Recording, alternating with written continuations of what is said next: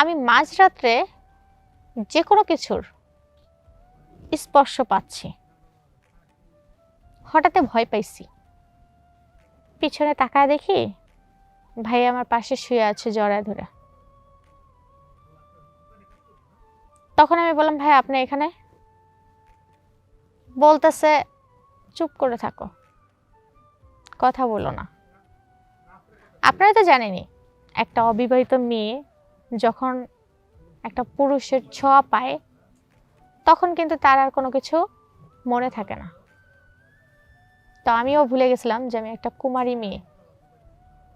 আমি তার কথায় চুপ হয়ে যাই, তার সাথে আমি শারীরিক সম্পর্কে আবদ্ধ হয়ে যাই। তো সকাল হলো, আমি চলে আসলাম ওনার রুম থেকে। আসার পরে বেশ কয়েকদিন কলেজে যাওয়া আসি করতে করতে, মানে মাসখানেকের মতো, হঠাৎ দেখি আমি প্রেগনেন্ট। এখন কি করব, অনেক ভয় পেয়ে গেছি। আমি তো ওই লোকটাকে ভালোভাবে চিনি না, কিন্তু তার সাথে তো আমার একটা সম্পর্ক হয়ে গেছে। এখন কি সে আমাকে কিছু বলবে না?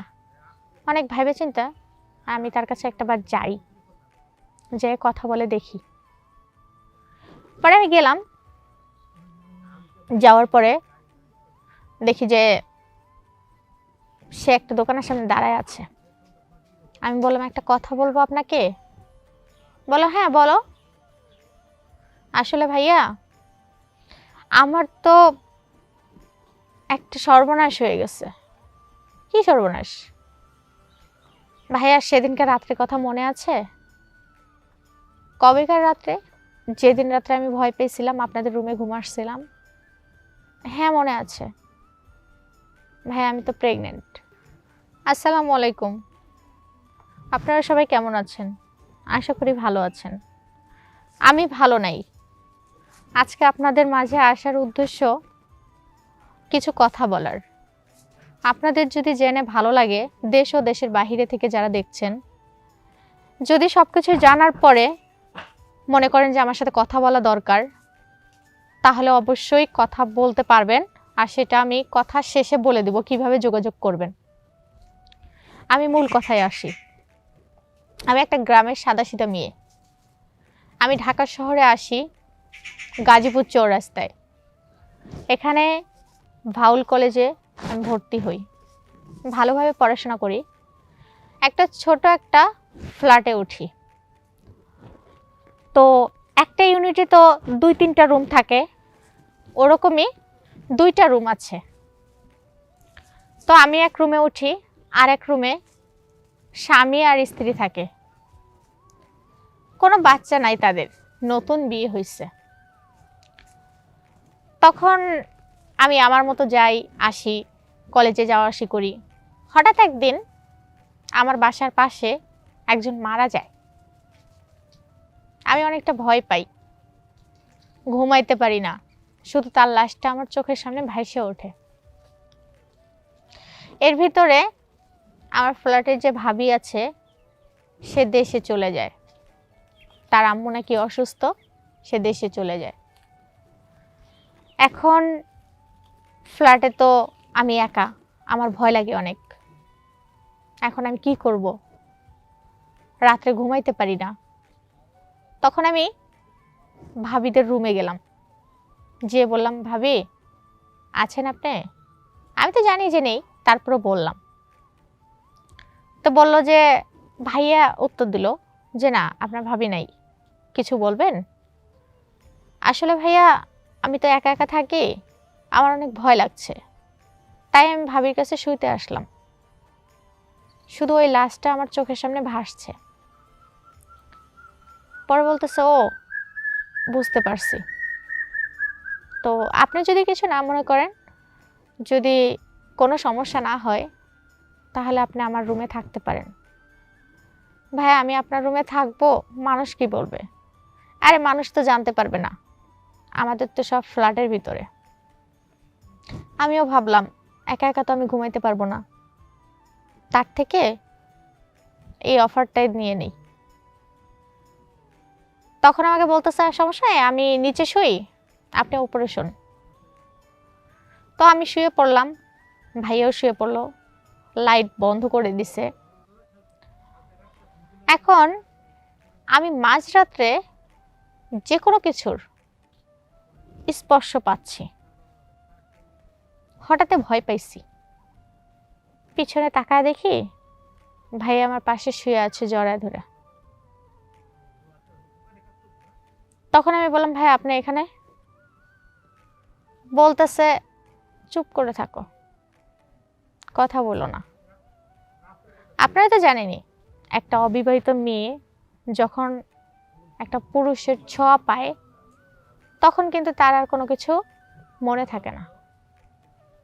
তো আমিও ভুলে গেছিলাম যে আমি একটা কুমারী মেয়ে। আমি তার কথায় চুপ হয়ে যাই, তার সাথে আমি শারীরিক সম্পর্কে আবদ্ধ হয়ে যাই। তো সকাল হলো, আমি চলে আসলাম ওনার রুম থেকে। আসার পরে বেশ কয়েকদিন কলেজে যাওয়া আসি করতে করতে, মানে মাসখানেকের মতো, হঠাৎ দেখি আমি প্রেগনেন্ট। এখন কি করব, অনেক ভয় পেয়ে গেছি। আমি তো ওই লোকটাকে ভালোভাবে চিনি না, কিন্তু তার সাথে তো আমার একটা সম্পর্ক হয়ে গেছে। এখন কি সে আমাকে কিছু বলবে না? অনেক ভেবে চিন্তা আমি তার কাছে একটাবার যাই, যে কথা বলে দেখি। পরে আমি গেলাম, যাওয়ার পরে দেখি যে সে একটা দোকানের সামনে দাঁড়ায় আছে।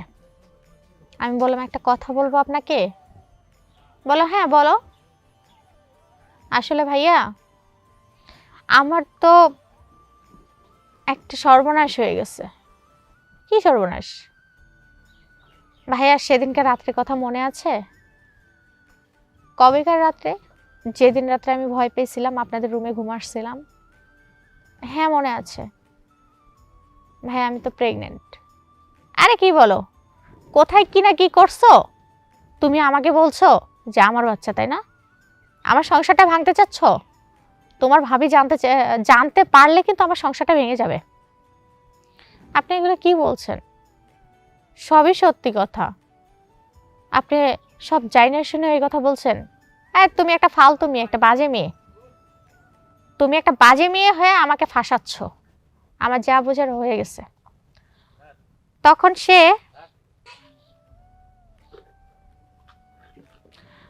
সে আমাকে বলে যে আজকে বাসা ছেড়ে চলে যাব। আমি ভাবলাম এমনিতেই।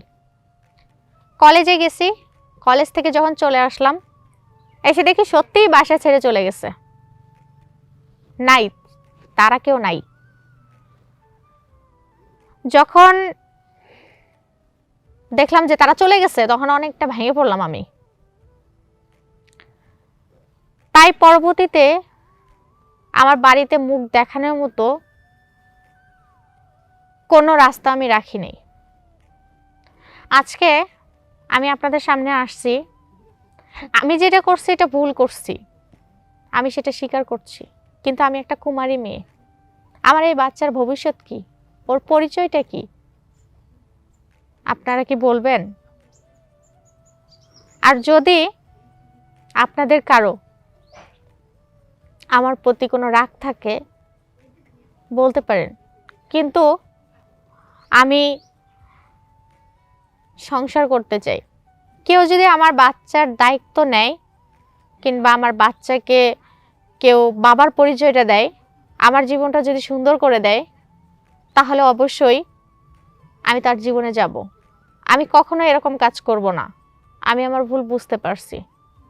যদি আমার সাথে যদি আপনাদের কথা বলার ইচ্ছা থাকে, তাহলে অবশ্যই এই ভিডিও শেয়ারে চাপ দিয়ে ধরলে আমার নাম্বার পাবেন, আর ওই নাম্বারে আপনি আমার সাথে কথা বলবেন। আশা করি ভালো কিছু পাবো। যা করছি তা তো ভুলই করছি, ভুল তো আর ঠিক হবে না। তবে যদি আপনাদের জন্য আমার জীবনটা যদি সুন্দর হয়, ঠিক আছে, ভালো থাকবেন।